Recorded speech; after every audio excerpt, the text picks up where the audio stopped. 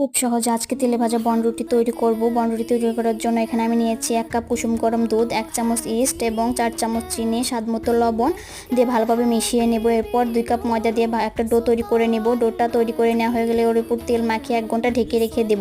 1 ঘন্টা পর ফিরে আসলাম, ডোটা ফুলে ডাবল হয়ে গেছে। এখন ভালোভাবে মথে নেব। ভালোভাবে মথে নিয়ে এখান থেকে অল্প অল্প করে ডো নিয়ে হাত দিয়ে ঘুরিয়ে ঘুরিয়ে বলের মতো করে বানিয়ে নেব। এভাবেই আমি সবগুলো তৈরি করে নেব। সবগুলো বল তৈরি করে নেওয়া হয়ে গেলে আবারও 10 মিনিট ঢেকে রেখে দেব। 10 মিনিট পর আমি বলগুলো ভেজে নেব। কড়াইয়ে তেল গরম করে সবগুলো বল আমি একে একে দিয়ে ভেজে নেব উল্টে পাল্টে।